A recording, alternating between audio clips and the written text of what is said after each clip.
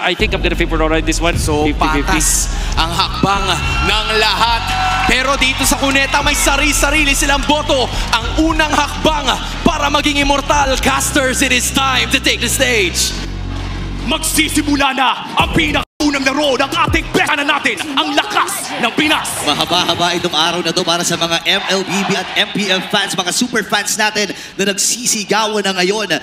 Dito magkakasukatan kung sino ba ang mas may matibay na puso. Simula pa lang nagkalabasan na kagad ng alas. Dalawang utility jungler sa magkaabilang. In Game 1 pa lamang, talagang ayaw nilang ibigay yung momentum na napaka-importante in this best of 7. Nakuha yung ano? Nagaw? Naagaw yung Little Wanderer, isang hook mula kay Light. And ito yung ano, nakikita natin lagi sa laro ng Aurora. Napaka-laki ng importansya ng control sa river. Kasi dito mo rin masisimulan talaga yung pag-rotate ng mga jungler. Yeah. And for TLPH, ganun din naman yung itsura. Kaya naman both sides, makikita natin papunta sila sa XP. River control is everything for these two teams. Napaka-traditional nga kung titignan yung mga compositions na napapanood natin dito in Game number 1. May tank jungle ka sa dalawang junglers at meron kang mga marksman. Pagaw na laban na ito, inaantay na rin si Carlito.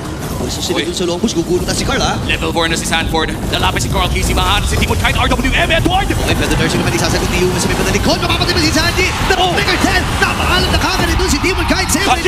Si Sandy naman naman nakabawi din naman si Yue, pero dalawa tumumbas ang nilang panig.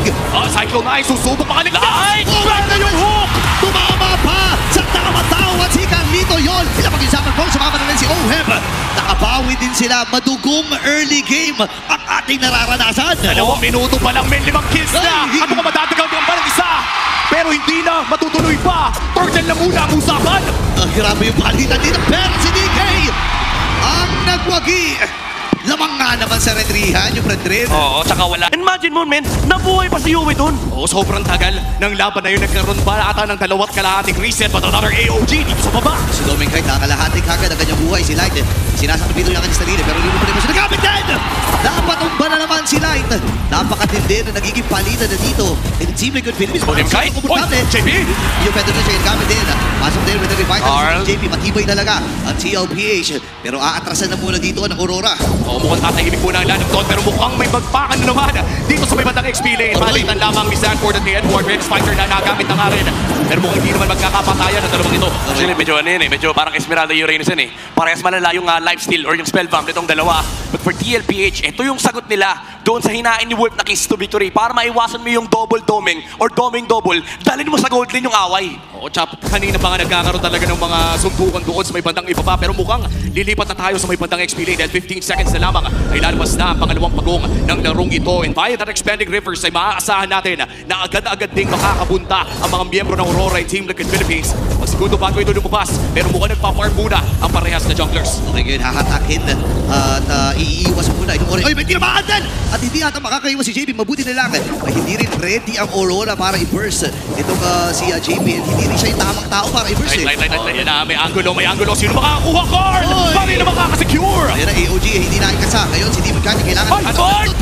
yung penalty zone and AOG sa likuran. Dahil kagad na napatumba. Napakaganda na nagiging simula ng Team Liquid Philippines. Sumama na rin si Ohib para lang sigurado. Flicker penalty zone mula dito kay Sanford. Katulutuluhan. Nakahanapan ng dalawa. Binibilis nila yung laro dito. Pinapakita nila yung express ng Team Liquid Philippines. Napakaganda yung start ng turtle take nila. Hinarangan na naman ni JP yung river. Napuwersang mag-recall si Dominic. Kahit umabot naman siya sa middle lane. Pero once na umabot na yung TLPH, doon sa turtle, kahit panahok si JP, blinits nila yung turtle. Men, hindi lang Lord biniblitz pati yung turtle.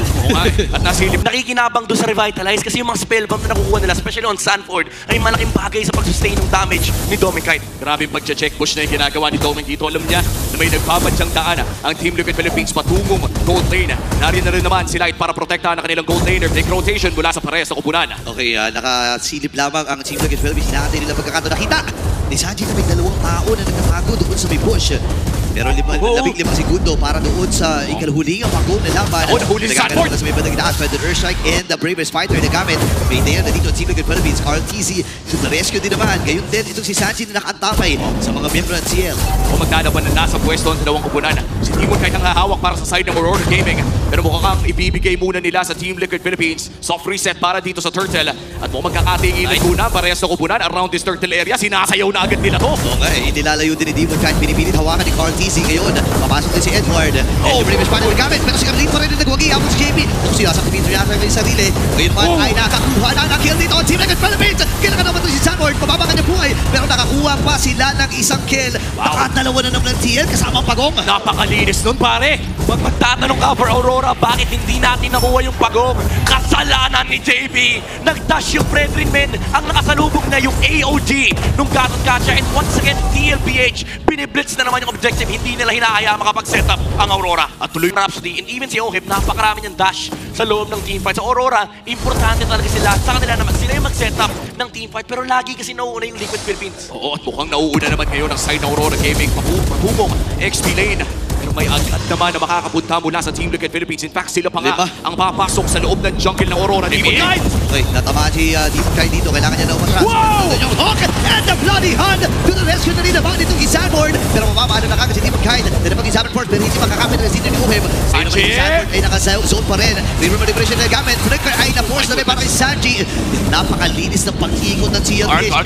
Natapos sa pananalasan ng Stampede. Hindi masiwasan dito. May Knight. Pero hindi na maiwasan ang pagsugod ng Stampede ng TL. Si Edward ata yung may ipit. Diretso lamang si Ohim. Sa kanyang posisyon. Previous Spider na hinatag. Zaman Force as well. Pero nandito pa rin ang pulutong ng TLPH. Pero magdidesisyon na sila na umatras pa. Team Liquid Philippines, 2 minutes silang sa ilalim ng tore. Oo, grabe yung pag-kite ng Aurora. Pero grabe yung aggression ng TLPH. Buti nilang may nahook. Si Light nakuha niya si JP. Kaso pagka-hook si Ben, napindot yung revitalize kagad. Kaya medyo matagal yung, yung oras na tinig ng Aurora para patayin si JP. Now this is the Lord Dance na hinihintay ng Aurora. Panibagong setup. Kaso problema nila, men, nagiging problema na yung Eve. Dati, sila lagi yung gumagamit ng Eve. Ngayon, nararamdaman na nila yung ginagawa ni Yue. At ibang klase din naman kasi mag-Eve dito si Sanji. Currently 2-1-7. Our finals MVP from last season of MPL Philippines. At sinisimulan na nga ng Team Liquid Philippines ang Lord na ito. Ito ang pinakaw ng Lord ng ating laro. At nariyan naman si Demon Knight para sumubok mag-contest. At nag-conceal na nga dito, JP naghahanap ng potential na play. Finds you doon sa may bandang kilid. Pero mukhang hindi man nila i-reset ang Lord na ito, JP. JP ang sinasunod. Pero nandoon ang flicker and the penalty zone. Dalawang nahuli ka dito with the Pagong. Kita Lord pala. Pero si JP ngayon ang hinahabol din. And this time ay si Demon Knight ay lalayo na. Ang ganda na naging atake doon at CLPH. Pero gusto ko yung comment, pre. Yung penalty zone, parang pa-fade away, pa-side away ata yun eh. Oo, ano yun talaga nga alay buhay yung ginagawa ni Sanford dito at saka ni JP. And nagaganda nung kanilang mga sets, especially with the penalty zone. Yung AOG hindi makapwesto si Demon Knight. And unfortunately, medyo bitit yung bawi. Kasi parang kung ikaw si Light at si Demon Knight, even if ibuhos mo lahat, parang hindi sapat. Napakahunat din kasi pag madaming miyembro na tamaan ng isang tirista, bumabalik yung buhay with the penalty zone, of course, yung spell bump din. And of course, yung passive. Hindi kayo mahirap na parte dito eh. So far ay wala pa tayo nakikita rin magagandang hook and bloody hunt para dito. Kasi nga nahihirapan sila dun sa pagsubsubin ng TLPH. Kasi kung may mahuli sa kanila, ready sila lahat sumubsubin. Yeah, grabe yung consistency na ginagawa ng TLPH. Parang telegraph yung laro nila. Every single time na open yung angulo. And as long as di kailangan mag-set ni Sanford, si Carl, yung naka-doming kay duty, tinatangke niya lahat ng mga Rhapsody mula sa bala ni Dominguez. And this makes it awkward for Aurora to actually fight. Kasi kahit palabanin mo yung backshot, men, may damage reduction yan eh. Ipapop nyo lang yung Tortoise Boy Suns. Tapos ang kasunod niyan, AOG na may penalty zone. At yun yung pinakamasakit, no? Yung flicker na burn na nga rin dito kay Dominguez. The moment na makulong si Dominguez sa loob ng AOG and towards the second lord of the game. Kung saan mukhang mauunang pumuesto on Team Liquid Philippines with the side of Aurora Gaming na mukhang hindi naman i-give up ng basta-basta ang lord na ito. Once again, all objectives kung si isang Pagong ay napunta sa kamay ng Team Liquid Philippines. Ay sumubo dito ni Demon Knight. Gusto nilang makita na sumubok roll ng lord. Nagugulong-gulong si Cortez, nag-aabang yung hook and block. Yun na nga, sa may bandang likuran, nakakagata. Pero yung reroll manipulation na nagamit din. Habang si Demon Knight ay namatay. Kaya naman si Sanford na ng buhay. Flicker from Edward. AOG, flicker din. Napitawan ni Doming. Atras muna si Edward. Kailangan na mag-atrasan ng Rora dito. Kasi yung Stampede ay naroon na. 7.4k gold lead. Diretso pa sa Lord. Tingnan mo naman, tatlong pattern spell din na nawala para sa side ng Aurora Gaming. May Lord pa ang kasama para sa Team Liquid Philippines. Midnight, may nakita tayong play. Nag-flicker kain ang ating regular season MVP na si Light. Was it a slight disconnect on the side of Aurora? I think yun talaga yung plano. Pigilan yung pagbangga ni Carl TC. Kaso, mabuti yung Sanji. Pero ang isa talagang malaking problema ng Aurora is yung jump, men. Pagka-flicker, nakita mo may marka kagad. Yung lupa, laging naka-ready si JP. And tumalon din si Sanford. And si Sanji, napakaganda rin yung placement, men, ng real manipulation. Parang 3 to 4 seconds na nakalock doon sa gilid at the edge of the RWM and libre yung pagsayaw ni Ohib. Nakakatakot ang isang Team Liquid Philippines kapag nakakalibre ng sayaw si Oheb on this Harith. Harith on the hands of Oheb is probably within top 3 all-time Harith dito sa loob ng MPL Philippines. Sobrang comfortable na ng taong ito sa pick na yan throughout the history of this pick. Age of the Crown pa lamang ay hawak na niya yan. At ngayon ay nagmamarcha na ang pangalawang lord na ito sa top lane. Anong inhibitor turret kaya ang pagbagsak? Mukhang pinakauna sa top lane. Real world manipulation. AOG! Tinama ang kagad si Light! -1 kagad ang naging call din ng Team Liquid Philippines. Kailangan na maglayuan ng Aurora. Basag yung Torres sa itaas. O yung gitama magiging target nila. Bot is there. Andun na rin yung Apprentice Brat. Mag-iba pagpuwersa ang TLPH na umatras na muna. Pero napakaganda depensa ang pinamalas ng Aurora. Ito talaga yung marke ng Team Liquid, yung express. Yung pag nilalaro na nila no hesitation, basta makita nila pwede, tatalon kagad sila. Edward! Ayan na, may tatalon din ata dito at natunaw kagad! Itong si Edward! Edward! Yung ultimate mula dito kay Sanford. Kailangan na magtrasa dito ng Aurora. Unti-unti bumababa. Hindi mo kagad baba na rin ang buhay ni Domeng. Pero si JP ay maiipin.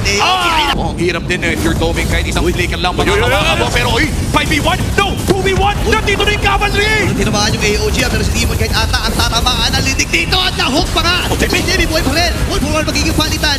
Buhay pa rin naman ang mga damage dealers dito ng TLPH. Yung Lord ay mabubuhay na in 15 seconds. At si Demon kahit parang i-rush na ng TL, pwedeng hindi siya umabot Most likely nga hindi naaabot dahil kailangan din alagaan yung wave doon sa may bandang top side. Pero maraming pwedeng mangyari sa sunod na 15 seconds ng ating laro. Lalaban pa kaya ang Aurora for this Lord? Medyo mahirap yan kasi wala silang jungler and TLPH. Nakuha nila yung parang sinahan nila. Pwede sila mag-turn dito Oo, and si Yue, may mga boom siya na ilalaki. Pinuno si RTC, binugaw lamang ang Borderlines. And Team Liquid Philippines, sobrang nagiging perfect yung mga lore dance nila dito Mga yung mga Season 10, Season 9 ng MPL at ngayon nagbabalik tayo na kaya niya yung parehas na yun sa game na ito at kitang-kita yan sa kanyang backshot performance na rin ay papasok na sa base ng Aurora. Team Liquid Philippines continues the siege. May Lord sa taas. Nagpadala sila ng 3 miyembro sa gitna, 2 sa baba. Mukhang makakadepensa pa naman dito ang Aurora Gaming. Pero si Oheb at ang buong kumanan ng TLPH, ready rin mag-dive. AOG, alisan muna mga miyembro ng Aurora. Ngayon naman, ang Lord ay nasa may bandang itaas pa rin naman. Mabilis lang nila matutunaw ito. Meron kong next wave. Pwede ba mag-ground pound? Wow! Manipulation, may hook din. May sasagutin si Light. At si JP nakuha na ng Toreng. Edward! Nakuha sa atin, mamamatay siya. Nakabawi na si Yue at si Edward ay tutumba. Oh my goodness, 1-for-1 lang ang naging palitan. Pero may Torre naman nakasama ang TL. sa mga Lord. Hanggat wala nagpapakita ng jungler dyan, pareha sila walang pake sa Lord. Alam din nila nalugi sila kapag hindi nila pinansin yung bottom. Ngayon magre-react na doon itong si Edward. Lord ay available na at sisimula na ito ng Team Liquid Philippines. Si Demon kahit ay sumisilip din. JP, inigabon na magkakataon. Nakita na ni Demon kahit ito. Salvo tuloy-tuloy din. Gugulo-gulo si Carl. Sino kanya magiging target? Nandun yung hook. Pero ayaw niyang kagatin. Sino kanya kagatin? Si Chaji free hit din sa may batalikod. Si Oheb ay babalik din sa Lord. Ngayon ay babalik din ata ang TLPA. Si Demon kahit ay may ipin. Ayun lang! Kasabay pa ka manipulation. Better relation pa mula kay UA. Tinamaan yung dalawa. At tinamaan din si Demon kahit wala ang jungler dito ng Aurora.